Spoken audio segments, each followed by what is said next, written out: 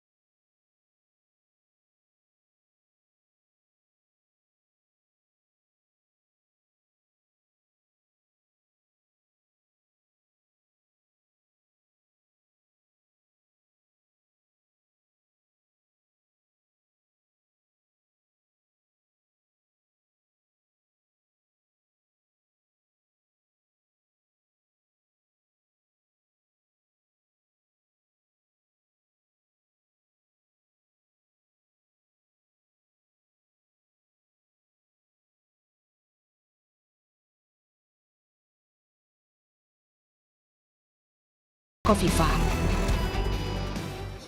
Masih sangat besar. Kita tidak bicara peluang, baru pada penjajakan sejauh mana pandangan Mbak Khofifah ke PDI Perjuangan, begitu sebaliknya PDI Perjuangan mengajak Mbak Yu 5 tahun ke depan seperti apa yang dimaui. Artinya ada beberapa kader yang dipersiapkan menjadi cawagupnya Bu Khofifah dari PDI Perjuangan. PKB sendiri belum menentukan siapa yang akan diusung di Pilgub Jatim 2024.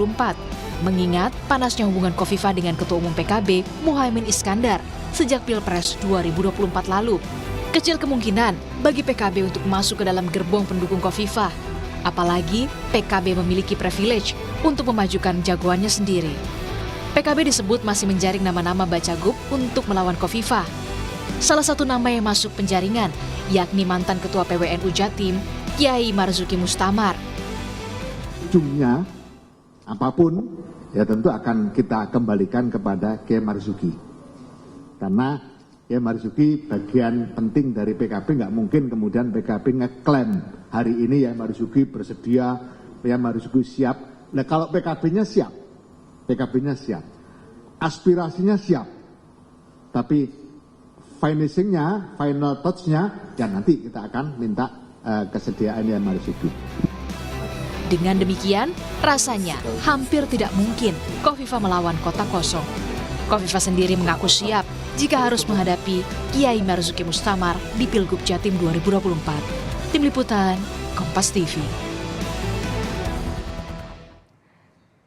Kita masih menunggu, akankah Khofifah Emil punya lawan yang kuat untuk bersanding di pemilihan Gubernur Jawa Timur atau kota kosong yang akan jadi lawannya? Kita akan bahas bersama dengan Anang Sujoko, pakar komunikasi politik dari Universitas Brawijaya. Selamat sore, Pak Anang. Kalau kita lihat Khofifah Emil sudah mendapatkan dukungan 43%.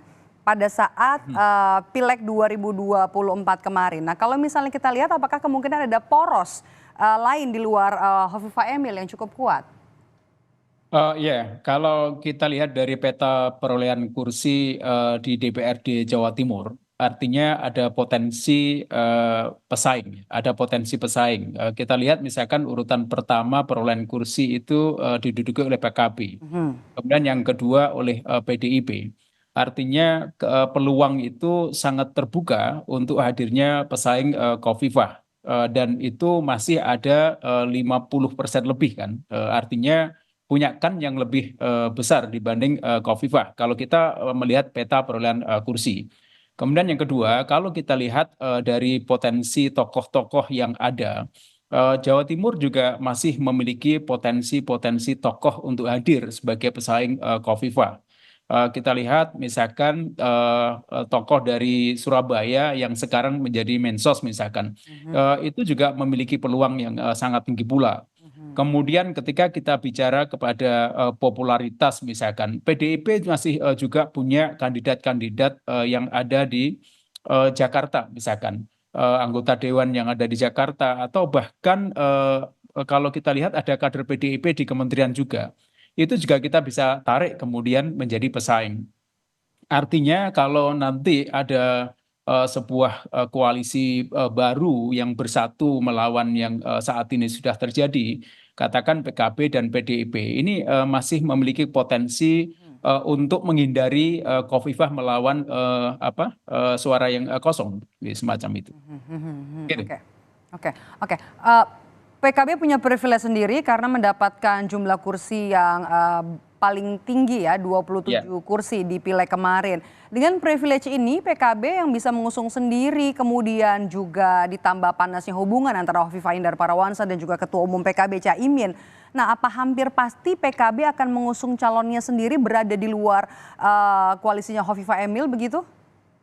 Kalau kita bicara pada logika politiknya dari pesan-pesan sebelumnya, maka sangat mungkin, sangat tidak mungkin PKB kemudian bersama dengan tim yang sekarang mendukung Khofifah.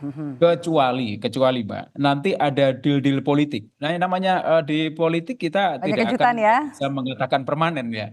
Bisa jadi nanti beberapa saat sebelum pendaftaran bisa jadi kemudian berubah akan mendukung ke Bu Khofifah. Tetapi sekali lagi ini butuh keluar biasaan transaksinya, keluar biasaan dalam transaksi politik itu. Oke.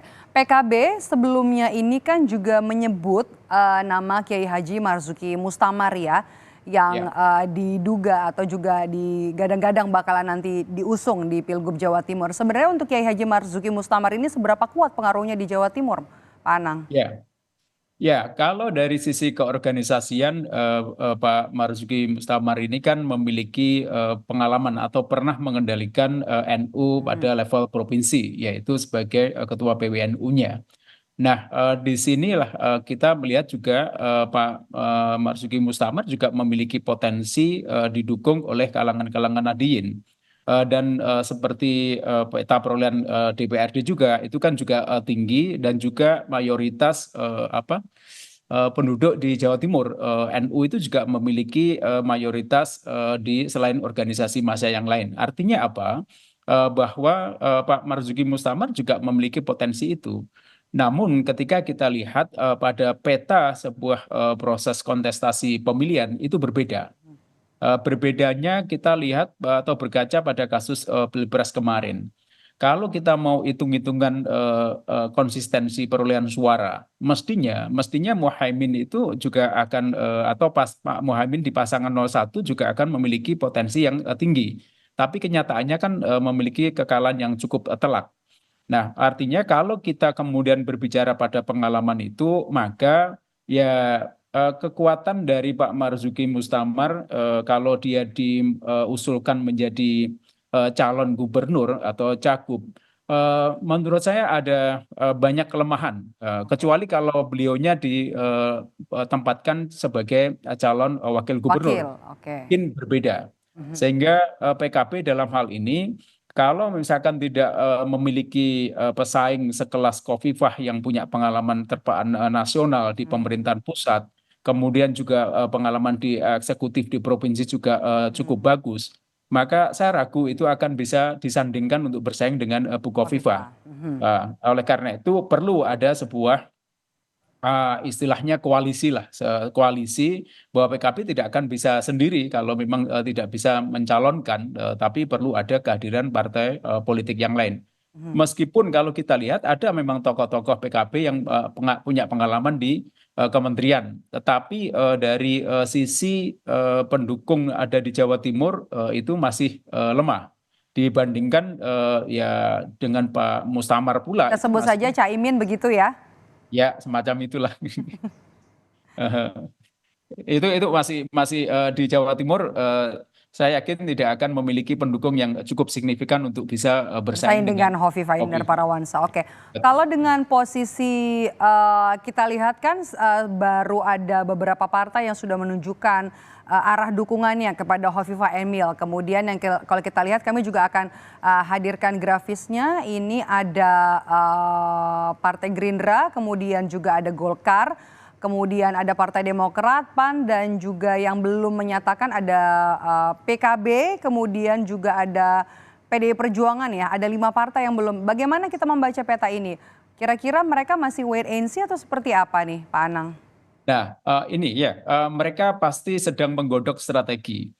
Yang pertama untuk PDIP ya, untuk PDIP dan juga PKB. Pasti dia akan berpikir tidak mau kalah kedua kalinya dalam kontestasi ini. Artinya kalau kemarin PDIP dengan 03-nya kalah telak juga, kemudian dari PKB dengan 01-nya juga kalah. Nah, mereka tidak ingin kemudian peristiwa itu terjadi untuk Pilgub kali ini. Nah, sehingga yang terjadi adalah apakah kemudian PDIP akan berpikir secara pragmatis ataukah dia akan berpikir secara ideologis? Kalau dia berpikir secara pragmatis, maka dia akan mengorbankan ideologi dalam tanda kutip harga diri partai politik, kemudian beralih mendukung ke Bu Khofifah. Nah, sementara kalau kita lihat PDIP sendiri sebetulnya punya kader yang cukup potensial dari Jawa Timur, yaitu Bu Mensos itu. Tetapi sekali lagi dia akan berpikir masak-masak betul apakah benar calon yang akan diusung itu kemudian memiliki potensi peluang untuk bersaing. Itu dulu.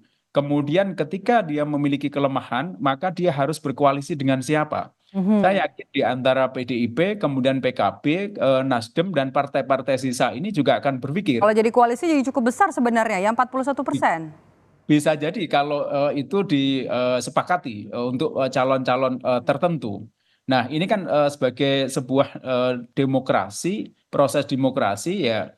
Tentu saja saya harapkan ada pesaing dari Bu Khofifah dan saya harapkan ketika kita bicara pada demokrasi kita yang sudah banyak menerima terpaan yang negatif praktek-prakteknya, saya harapkan PDIP tidak berpikir secara pragmatis dalam hal ini.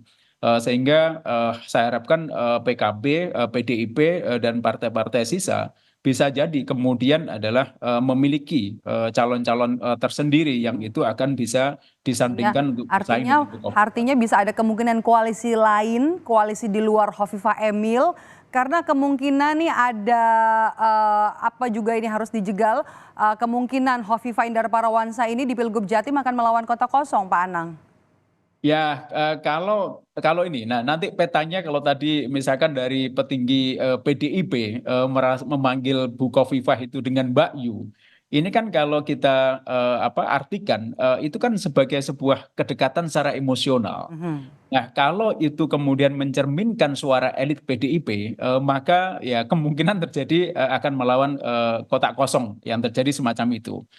Kemudian ketika kita bicara pada upaya-upaya dari Pak Emil juga ini sedang dan elit-elit partai Gerindra, PAN dan pendukung yang lain sedang bergerilya untuk melobi partai-partai besar dan juga semua partai yang tersisa, sehingga yang terjadi nanti memang diharapkan partai yang di luar itu, misalkan PDIP dengan PKB itu mereka hanya berdua saja. Dengan ketika itu terjadi, maka peluang untuk meraih kemenangan Bu Khofifah kan tinggi. Nah, ketika peluang tinggi itu yang terjadi adalah ada sebuah strategi daripada tidak dapat apa-apa ya kemudian maju bersama-sama. Ini yang saya khawatirkan akan terjadi lawan kotak kosong. Harapannya seperti itu tadi, Mbak. Saya harapkan partai-partai politik yang terjadi ini ada kekuatan atau ada inisiatif untuk kemudian memunculkan suasana baru. Dan saya yakin ada hal yang bisa ditawarkan. Kalau kita lihat dari performan misalkan dari Pak Bu Khofifah dengan Pak Emil, gebrakannya juga dari Jawa Timur kan juga belum begitu luar biasa. Sehingga peluang inilah yang kemudian bisa ditawarkan.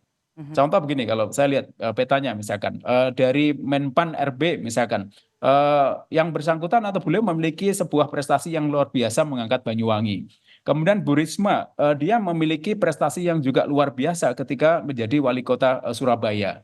Nah, mengapa kemudian kalau kita bicara, ya harus bersusah-susah lah kemudian berpikir. Kalau nanti tidak mau bersusah-susah, ya yang terjadi adalah sebuah transaksional yang sangat pragmatis untuk amannya mesin politik jalan sehingga kemudian diposisikan ada lawan kotak kosong. Kalau itu yang terjadi ya sungguh ngerilah demokrasi kita ini. Oke, kita nantikan siapa yang bisa menjadi lawan kuat untuk pasangan Khofifah Emil Dardak di Pilgub Jawa Timur. Apakah nanti benar ada koalisi yang cukup kuat di luar koalisi dari Khofifah dan juga Emil Dardak? Kita nantikan karena nanti masih akan bergulir sampai bulan September nanti pendaftaran Pilkada serentak. Terima kasih sudah bergabung bersama kami, analis komunikasi politik dari Universitas Brawijaya, Pak Anang Sujoko sudah bergabung bersama kami di Rumah Pemilu. Sehat selalu Pak Anang.